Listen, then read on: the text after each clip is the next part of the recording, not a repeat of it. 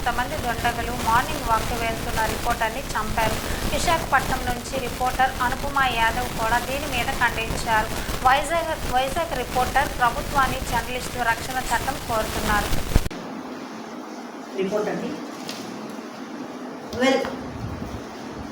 ఈ మధ్యకాలంలో రిపోర్టర్స్ మీద చాలా దాడులు జరుగుతున్నాయి.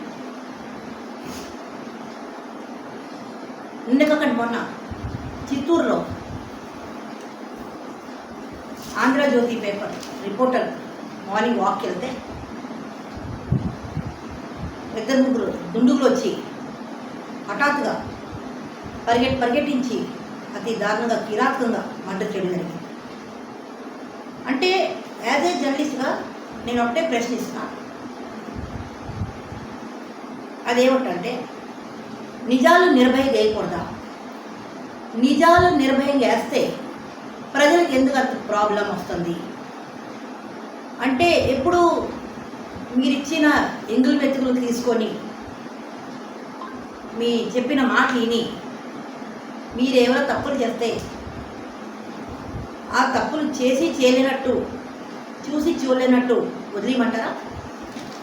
అలాంటప్పుడు మా మీడియా మీకెందుకు? ప్రతి పొలిటీషియన్కి, ప్రతి బిజినెస్ మ్యాన్కి, ప్రతి చిన్న నుంచి పెద్ద వరకు మీడియా లేనిది మీ బయటకు రాలేదు. మీడియా లేనిది మీ పబ్లిసిటీ లేదు. మీడియా లేనిది మీరు ఎవరో లేరు. పొలిటీషియన్ దగ్గర నుంచి ఏ వ్యాపార వ్యక్తి కూడా మీ పబ్లిసిటీ అవును. సో ఏ మీడియా అయితే మీ పబ్లిసిటీ ఇస్తుందో ఆ మీడియా మీద దాడి చేయడం ఏంటి? ఎందుకు అంటే మీరు చేసిన తప్పు అది పేపర్ లేకూడదా? మీరు చేసిన తప్పు ఛానల్లో చూపించకూడదా? అలాంటి తప్పు చేయడం మానేయండి, కరప్షన్ చేయడం మానేయండి, గోల్డేజం మానేయండి, రౌడీజం మానేయండి. దీన్ని బట్టి ప్రభుత్వం జర్నలిస్టులకి, రిపోర్టర్స్కి రక్షణ చట్టం ఒకటి అమలు పరచాలని మేము జర్నలిస్టులందరూ మీకు ప్రభుత్వాన్ని కోరుకుంటున్నాం. అలాగే మొన్న జరిగింది చిత్తూరులో ఆంధ్రజ్యోతి పేపర్ రిపోర్టర్కి అతి కీలకంగా చంపారు. అదొక వ్యక్తి అయితే ఈరోజు సాలూరులో ఏబిఎన్ రిపోర్టర్కి, సివిఆర్ రిపోర్టర్ని అతి దారుణంగా దాడి చేశారు. వాళ్ళు ఎందువల్ల రిపోర్టర్స్ మీద అలా దాడి జరుగుతున్నాయి? మాకు రక్షణ లేదా? మాకేమైనా శాలరీలు ఉంటున్నాయా? మాకైనా పెట్రోల్ అలవెన్స్ ఉందా? మరొకటి మాకేమైనా ఇన్కమ్ సోర్స్ ఉందా? మరి మా జర్నలిస్ట్ మీద మాకు ఎందుకు దాడులు జరుగుతున్నాయి? మేము ఒక్కసారి బ్యాన్ చేసామంటే మీడియా అందరూ కలిసి, చిన్న చిట్టగా పెద్ద మీడియా అందరూ కలిసి బ్యాన్ చేసామనుకోండి, అప్పుడు మీకు అర్థమవుతుంది వాట్ ఈజ్ మీడియా పవర్. అప్పుడు మీకు అర్థమవుతుంది వాట్ ఈజ్ మీడియా పబ్లిసిటీ. దయచేసి మీ అందరూ జోడించి చెప్తున్నా, మీడియా వాళ్ళ మీద దాడి చేయకండి.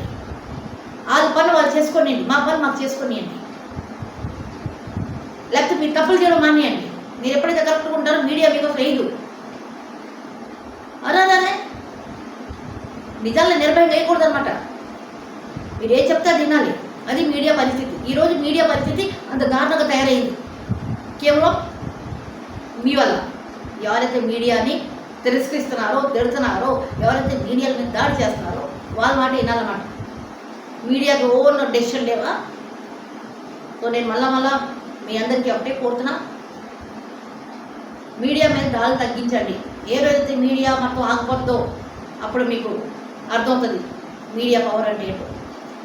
సో కూటమి ప్రభుత్వం ప్లీజ్ దయచేసి మీడియా రక్షణ కోసం రక్షణ చట్టం ఒకటి అమలు పరచాలని ఒక రిపోర్టర్గా నేను మనస్ఫూర్తి కోరుతూ సెలవు తీసుకుంటున్నాను. నేను మీ Anupama. Thank you so much.